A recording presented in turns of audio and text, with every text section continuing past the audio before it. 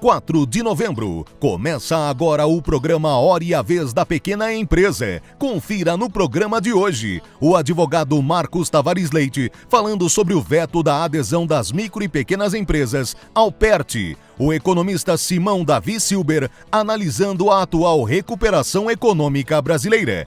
O professor Edmundo Medeiros comentando sobre a adesão de empresas ao Simples Nacional para 2018, além de muita informação. E nesta semana o presidente do Simples, Joseph Cury, recebe o editor da Reuters, Aloysio Alves, que falou sobre fusões envolvendo empresas brasileiras. Fique conosco!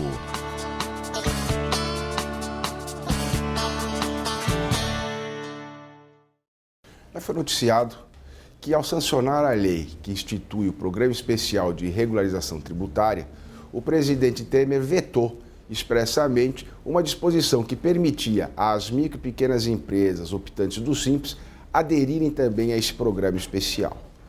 Examinando os motivos desse veto, se vê que se deu em função de manifestação do Ministério da Fazenda, ao argumento, primeiro, de que, por se tratar de lei ordinária, não poderia prever aquilo que está disposto em lei complementar, pois a Lei Geral da Micro e da Pequena Empresa trata-se de lei complementar. Aí o primeiro equívoco, porque própria Lei Geral, sendo lei complementar, prevê que naquilo que é competência ou que pode ser tratado através de lei ordinária, não há necessidade de se editar lei complementar ou alterar a Lei Geral. Portanto, do ponto de vista legal, de técnica legislativa ou de hierarquia de leis, poderia, sim, através de lei ordinária, permitir a adesão de empresas optantes do Simples ao sistema de regularização tributária. O segundo ponto que colocam é que não poderia, uma vez que o Simples abrange tributos estaduais e municipais, além dos federais, não poderia, sim, abrangê-la, então, todos esses tributos do Simples. Segundo equívoco, que a própria lei fala que o parcelamento se daria em relação aos tributos de competência da Secretaria da Receita Federal ou mesmo em cobrança na Procuradoria-Geral da Fazenda. Além disso, a própria Lei Geral da Micro e Pequena Empresa autoriza que os estados e municípios possam instituir parcelamentos próprios para aqueles tributos que são arrecadados do Simples e que são de sua competência. Portanto, poderia também a lei sobre o PERT autorizar o parcelamento específico dos tributos de competência da Receita Federal ou em cobrança na Procuradoria-Geral da Fazenda Nacional.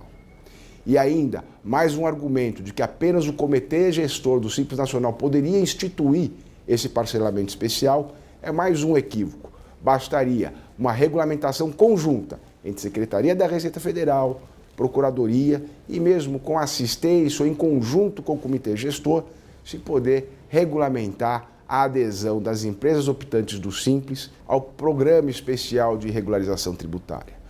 Portanto, o que nós vemos aqui é um preconceito contra o empresário da micro e da pequena empresa, principalmente do optante do Simples, que paga sim seus impostos, que emprega, que gera salário, renda e recolhe devidamente seus tributos.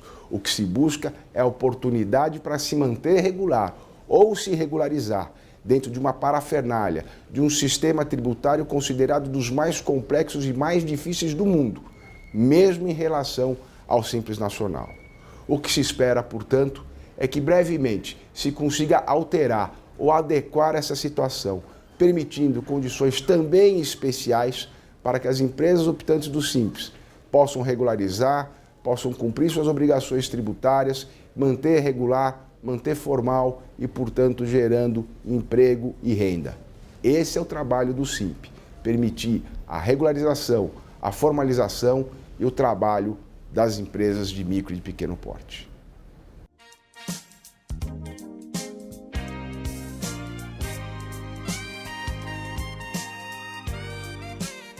Vamos acompanhar a análise do professor Simão Davi Silber, que fala sobre os desafios que o Brasil vive nesse momento.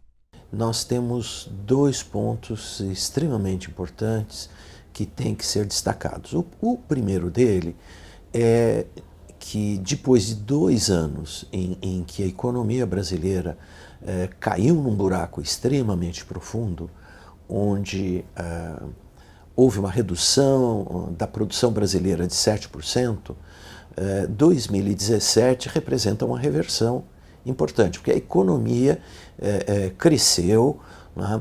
Deverá crescer algo em torno muito próximo de 1%. Já 1 milhão de brasileiros conseguiram arrumar emprego, embora o número de pessoas desempregadas ainda seja extremamente elevado.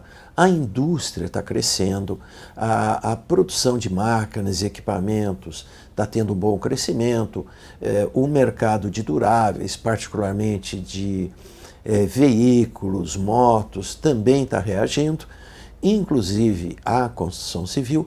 Então, eu destacaria, em primeiro lugar, no caso brasileiro, sem dúvida alguma, e eu colocaria, vamos chamar assim, numa manchete, né, saímos do buraco, né, e o ano que vem, dadas as condições que nós temos nesse instante, juros mais baixos, renda real começando a crescer, inflação baixa, né, o setor externo indo bem, né, isso indica que o ano de 2018 será um ano muito adequado, bem razoável, com crescimento em torno de 3%, que para o padrão brasileiro é um padrão que eu chamaria bastante vistoso. O outro ponto relevante que deve ser destacado é o seguinte: a recuperação inequivocamente está em andamento, mas os desafios de longo prazo ainda não estão encaminhados. O que nós temos aí no menu, na discussão, principalmente política, embora o fenômeno também seja econômico, são as reformas, particularmente a reforma da Previdência.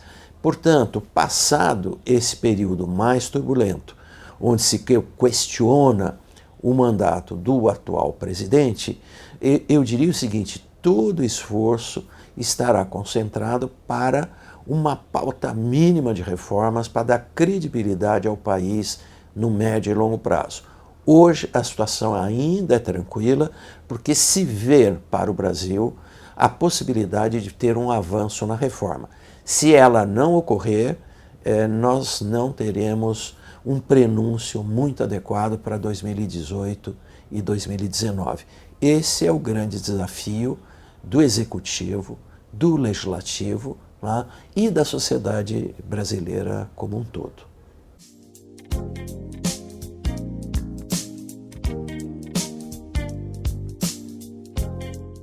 A proximidade com o fim de ano trouxe algumas novidades na seara tributária que podem obrigar empresas, tanto optantes pelo Simples Nacional, como as que não são optantes, a adoção de algumas providências. A partir da próxima semana, né, nós já teremos a possibilidade de agendamento de adesão ao Simples Nacional no ano de 2018, de forma que as empresas que têm interesse em permanecer ou ingressar no regime recomenda-se, desde já realizar esse agendamento então que vai até o final de dezembro. A opção final, evidentemente, pode ser feita até o final de janeiro. No entanto, qual é a grande vantagem de se realizar este agendamento?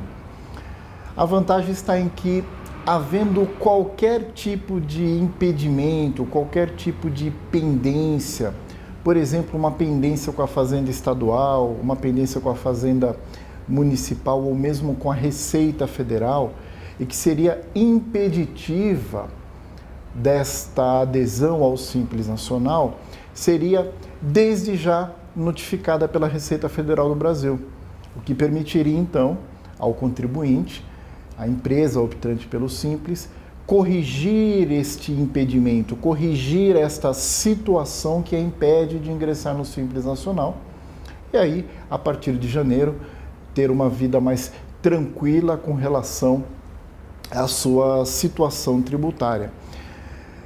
Importante lembrar que a eventual existência de um débito, por exemplo, pode motivar a celebração de um acordo de parcelamento, que pode ser em até 60 meses, se for o caso.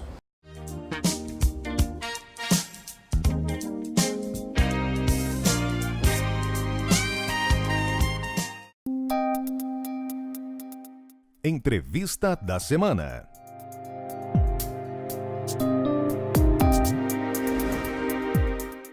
O tema do nosso programa de hoje é o panorama futuro do mundo em relação ao Brasil, fusões e aquisições. E para falar sobre o tema, o nosso convidado de hoje é o Aloysio Alves, que é jornalista e é o editor da Thomson Reuters. É um prazer tê-lo conosco. Prazer estar comigo. Qual é o cenário, na sua avaliação, do Brasil no curto prazo, no médio prazo e no longo prazo? Bom, o curto prazo a gente tem visto o mercado financeiro antecipando uma melhora acentuada da economia brasileira para os próximos anos, especialmente após uma recessão muito severa que a gente presenciou aí esses últimos 2 anos, né?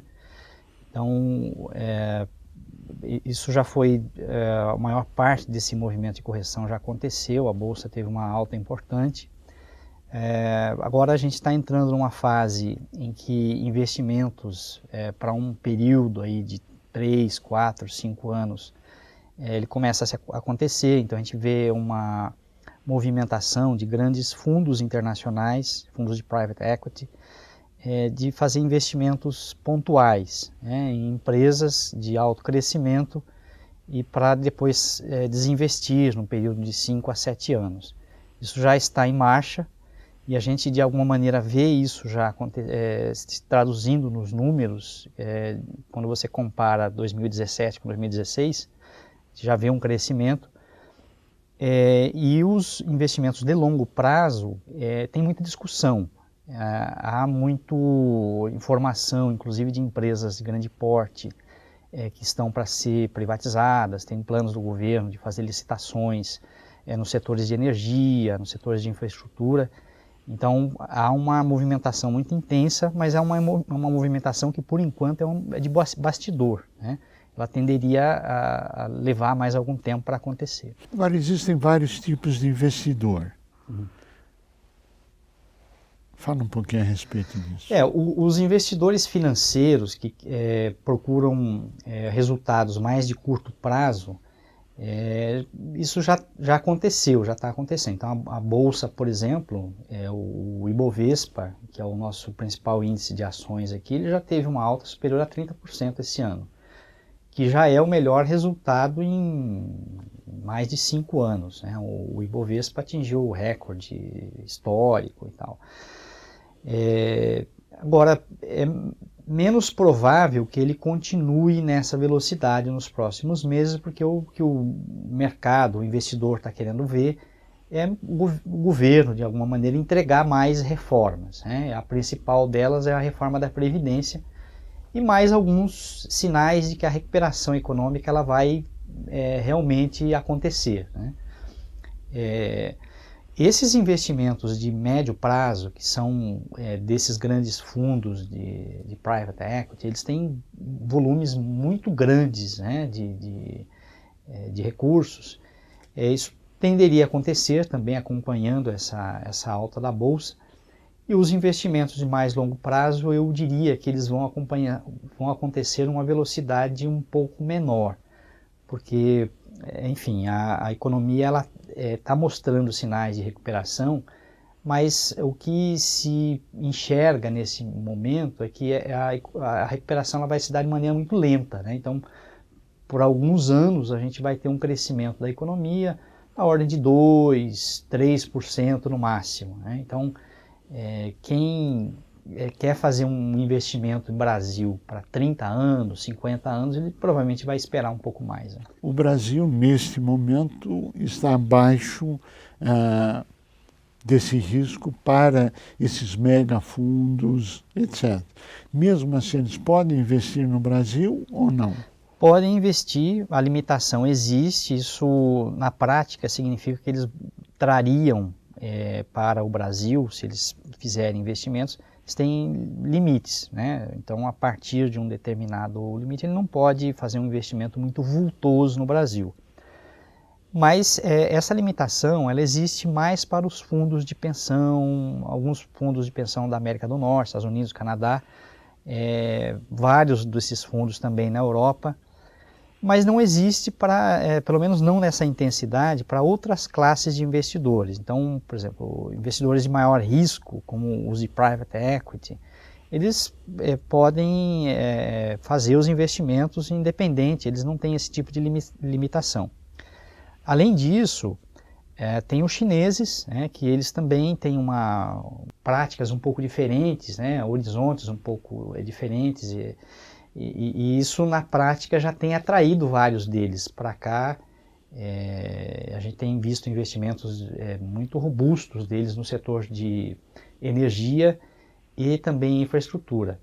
Então, o Brasil ele tenderia, segundo algumas agências de classificação de risco, por exemplo, Moody's, a Fitch, a S&P, só para citar as maiores, o Brasil tenderia a recuperar a condição de ter um grau de investimento baixo, não antes de daqui a 3 ou 4 anos. Agora, quando se fala nesses investimentos, nós estamos falando só de grandes corporações, megacorporações, ou isso para qualquer atividade econômica?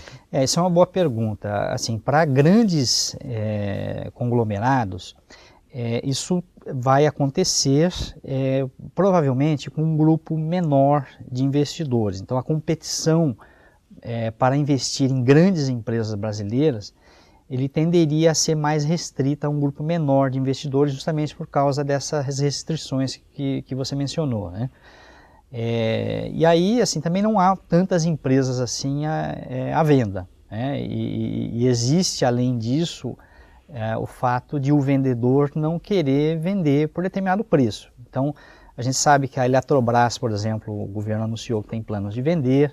É uma empresa que fatalmente vai atrair muitos interessados, mas eu diria que não apenas pela questão econômica, mas também regulatória,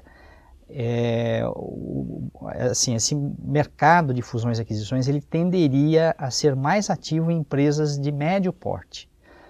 E eu digo isso porque, assim, pelo lado regulatório, a gente tem visto o CAD, que é o órgão ali que controla a concentração de mercado, ele ter adotado uma postura bem mais ativa para evitar grandes concentrações. Então, só para citar alguns exemplos, muito recentemente o CAD rejeitou 2 grandes operações muito grandes aqui no mercado brasileiro, uma no setor de educação e outra no setor de óleo e gás.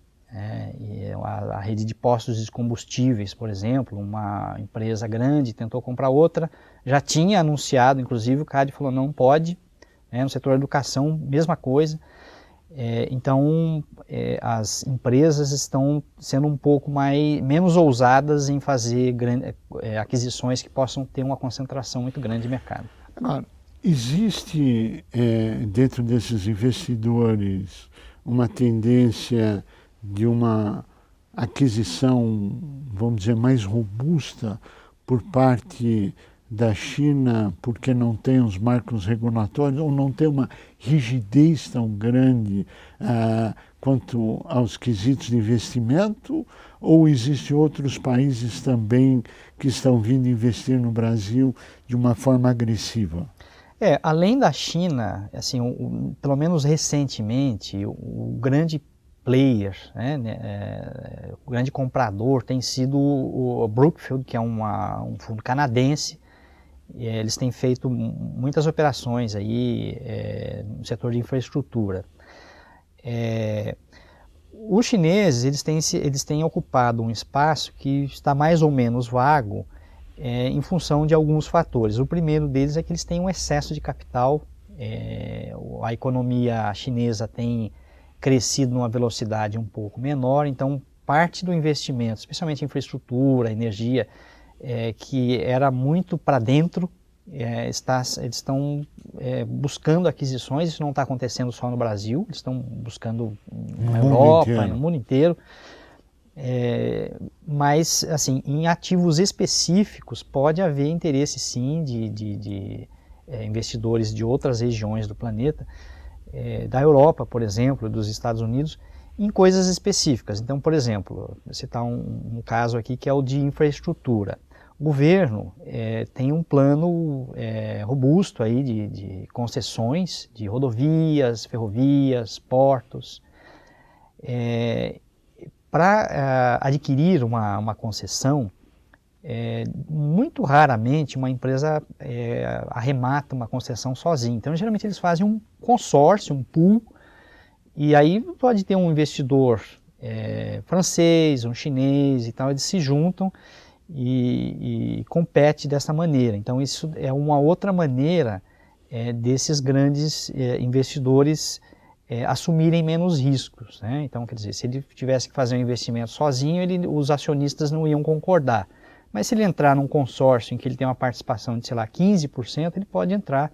E nesses aspectos, assim, a gente deve esperar que venha aí um volume bastante importante de recursos. Agora, hoje nós assistimos movimentos separatistas de várias regiões do mundo.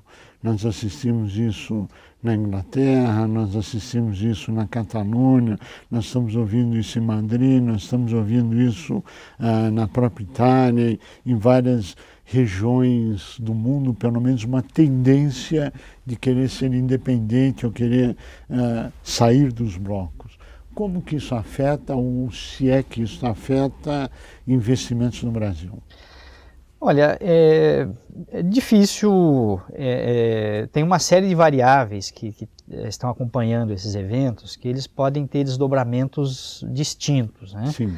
Mas assim, de certa forma, uma primeira avaliação poderia dizer que o Brasil poderia até ser beneficiado, porque é um grande mercado, ele não tem esse tipo de questão e aí, eventualmente, recursos que fossem para algum desses outros mercados viessem para cá. Mas, de maneira objetiva, o Brasil não compete com Espanha, não compete com Inglaterra, ele compete com México, compete com, sei lá, Turquia, com Rússia, que vivem, são países que têm enfim, questões diferentes das nossas, né?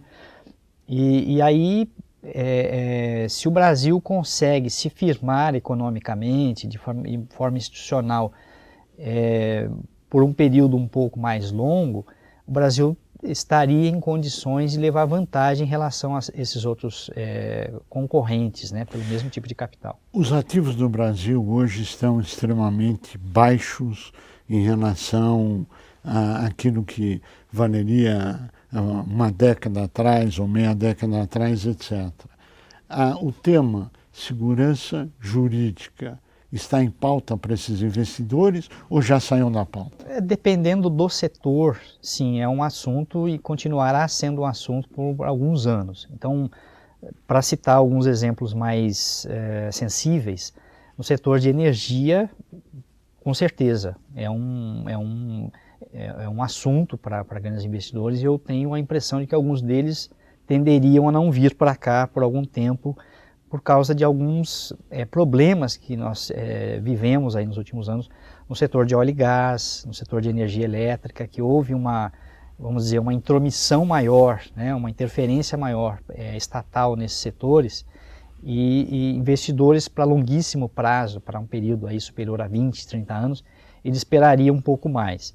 Agora, setores que dependem menos de regulação, eles não estão tão preocupados com isso. Então, setores de serviços, setores de consumo, educação, saúde, há aí um vasto cardápio aí de oportunidades de negócio aqui. Luiz Jorge, nós agradecemos muito a sua participação, ao seu brilhantismo e tomara que no futuro próximo a gente consiga voltar e comemorar os investimentos feitos no Brasil, geração de emprego, crescimento econômico. Obrigado pela sua participação. A você que esteve conosco, nosso mais profundo agradecimento, com a certeza que estaremos juntos na semana que vem. Até lá!